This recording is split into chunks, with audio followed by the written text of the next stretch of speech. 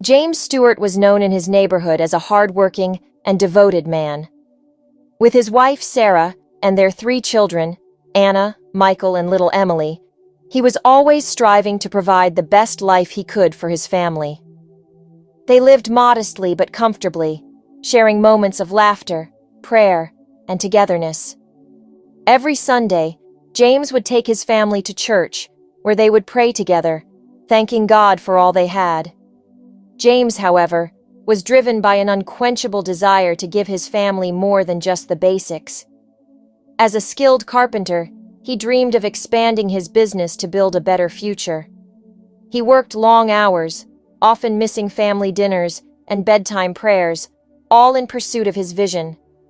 He kept telling himself, "If I can just make more money, then my family will finally be happy and secure."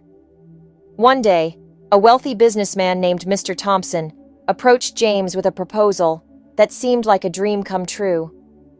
Mr. Thompson wanted James to design and construct a series of high-end luxury homes in an affluent part of the city. The contract would pay more money than James had ever imagined, enough to make all his dreams come true. However, there was a catch. The project was in a location far from his home, and it required James to commit to working 6 days a week, from dawn until dusk. He would only have Sundays off, and even those would often be filled with meetings and business calls. Sarah was concerned when James shared the news with her. "James," she said gently, "we've always kept God first in our lives. But this project, it will take you away from the family, away from church.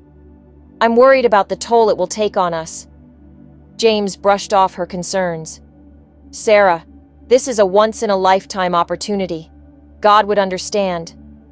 I'm doing this for our family's future. We'll have everything we've ever dreamed of."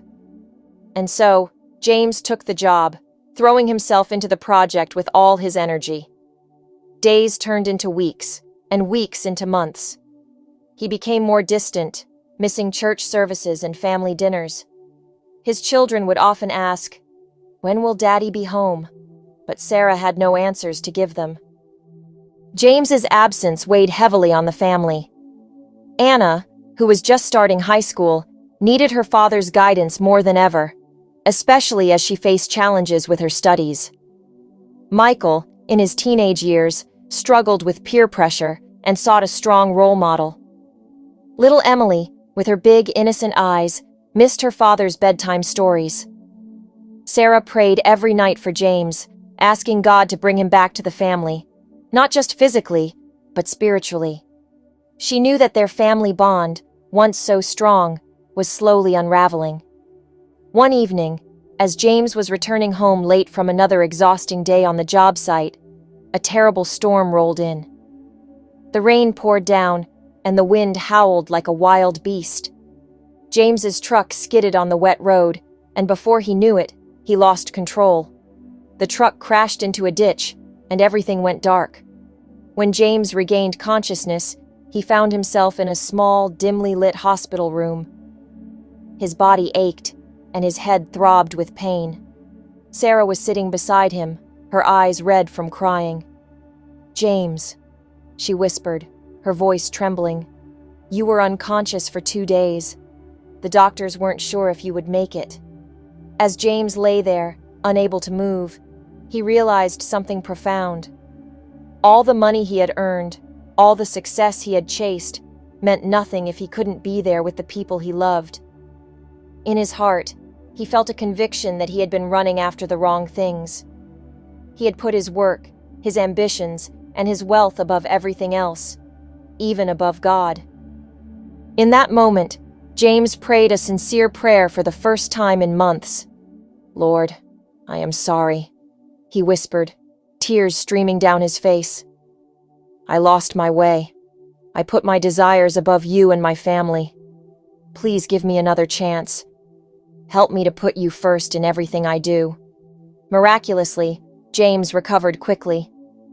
The doctors were amazed at how rapidly he healed, calling it nothing short of a miracle. But James knew it was the hand of God at work.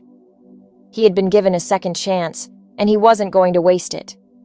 When he was discharged from the hospital, James made a decision.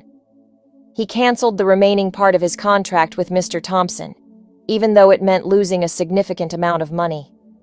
"God has given me back my life," he told Sarah.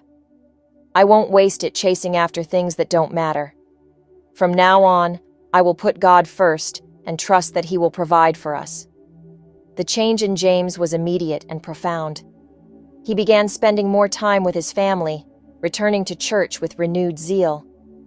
He reconnected with his children, helping Anna with her studies, playing basketball with Michael, and telling bedtime stories to little Emily. The laughter and joy returned to their home, and Sarah's heart was filled with gratitude. With God at the center of his life, James found that his small carpentry business began to thrive in unexpected ways.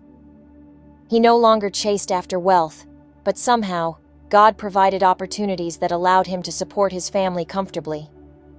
People in the community noticed the change in him, and he became known not just for his craftsmanship, but for his integrity and faith. One day, as the family gathered around the dinner table, Anna asked, "Daddy, why did you change? You used to be so busy all the time." James smiled, looking around at his beautiful family. "I learned a valuable lesson," he said softly.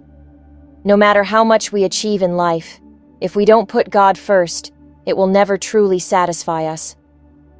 I was so busy trying to provide for you all that I forgot the most important thing, keeping God at the center of everything. And because of that, I almost lost what mattered most." The family nodded, their eyes filled with understanding. That night, as they prayed together, James felt a peace that he had never known before. He realized that true success was not measured by wealth or achievements, but by faith, love, and trust in God.